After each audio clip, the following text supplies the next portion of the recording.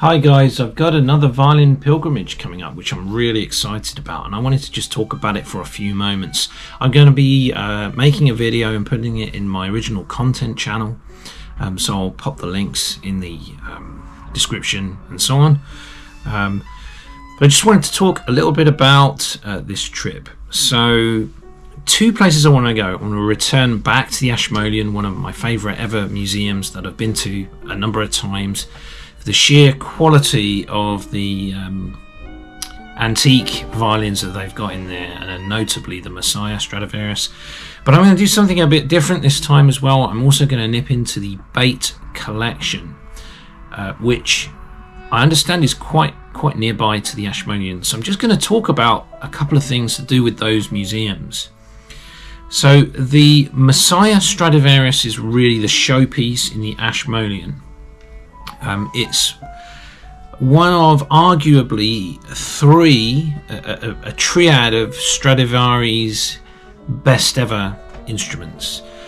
That trinity of instruments being the Allard of 1715, the Dolphin Stradivarius of 1714, once owned by the maestro himself, Jascha Heifetz, and of course the Messiah of 1716, which is in mint condition, having virtually never been played.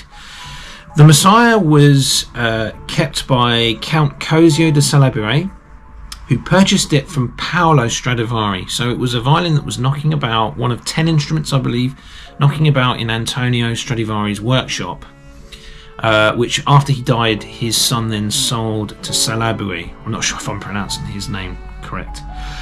Salaberry then sold it to Luigi Tarisio. Luigi Tarisio was an interesting character. He was from a poor, humble background, and often had to walk to the countries he was going to with a pile of fiddles on his back. So he walked to Paris, he walked to Spain to sell these instruments. And it's not even certain if he could even read and write, but he was a genius in the sense that he perceived the value of these fine Italian instruments. Amatis, Guarneri del Jesus, and Strads, of course. And he built up a relationship with the great violin maker and dealer Violin. So he would take these priceless Stradivarius instruments to Violin and sell them, and Violin would then sell them on for a profit. And he kept talking about this extra special Stradivarius that he had in his possession, the one that he'd got from Count Cosio. But he would, and I think Violin kept trying to persuade him to bring it and sell it to him, but he never would. But after Tarisio passed away, Violin turned up at his house and then offered to buy all of the remaining violins in his house from his family. And thus he finally came into possession of the Messiah, or the Le Messi Stradivarius. Up until that point, his son-in-law Allard, I believe it was, said, "This violin is like the Messiah of the Jews. You keep waiting for it, but it never arrives." Or in the actual exact sentence in French, "Ah, ça, votre violon est donc comme le Messie. On l'attend toujours et il ne paraît jamais." So, but yeah, Tarisio couldn't bear to part from it in his lifetime, but then Violin purchased it from his estate. And just like Tarisio, Violin also could not part with this instrument. He guarded the Messiah jealously, keeping it in a glass case and allowing no one to examine it. Wow.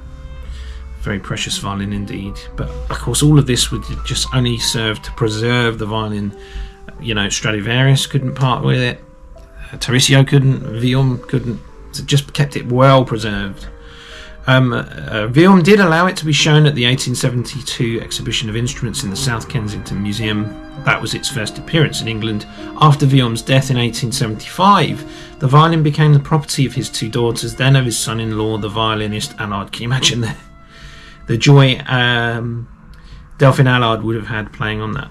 Then after Allard's death in 1888, his heirs sold the Messiah in 1890 to W.E. Hill and Sons on behalf of Mr. R. Crawford of Edinburgh for £2,600 British, at the time the largest sum ever paid for a violin.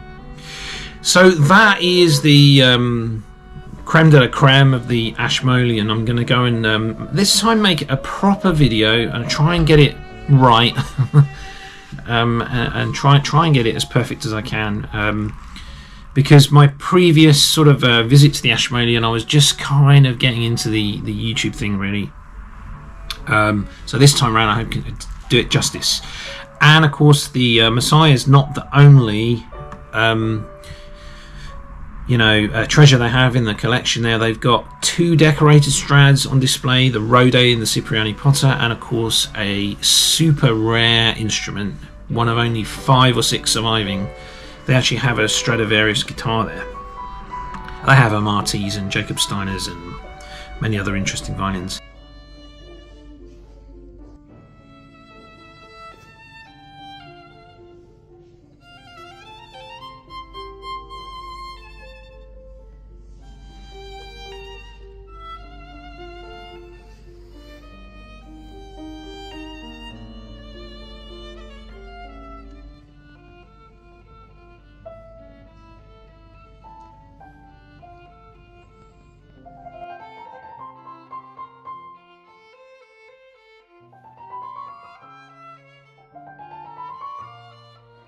Check out these guitars. And even Strad made guitars as well.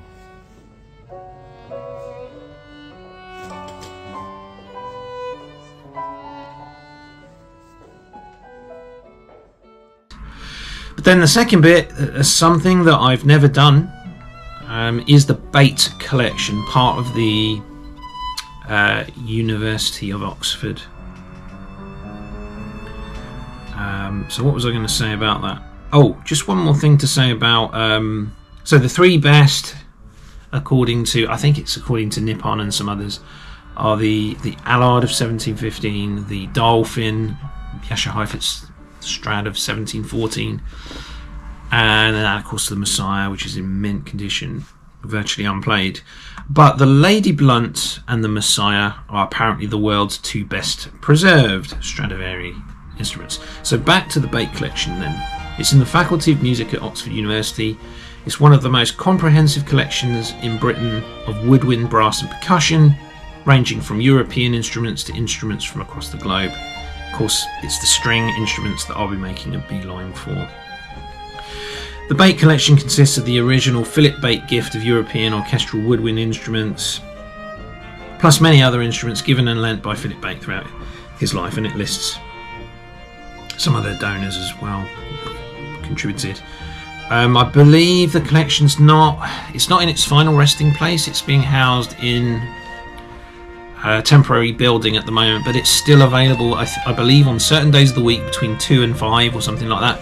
There is a website, just Google Bate Collection and you can see. I've also made a video where I've attempted to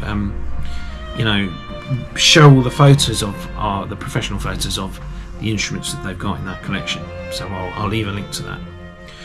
So I'm really looking forward to that, and there are some very old instruments, if memory serves me correctly from what I've seen online, a particularly old English specimen of a violin, so I'm looking forward to seeing that. I don't think they have kind of like Amartis or Strads in there, just got to nip across the road to the Ashmolean to get your fix of those, but some quite early instruments.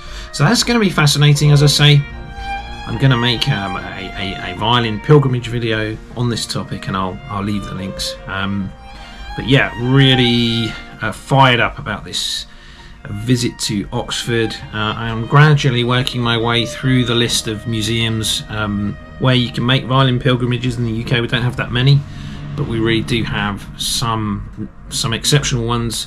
The Royal Academy of Music and the Ashmolean probably being the 2 standout ones of instruments. So I think the Royal Academy now is only open on Friday, so you have to time your visit there, but the Ashmolean is open normally, normal times. So if you're planning a visit to the UK and you want to see some fine violins, those are really the 2 main places to go. So that's it for this video, and I'm really looking forward to this trip. Ciao for now.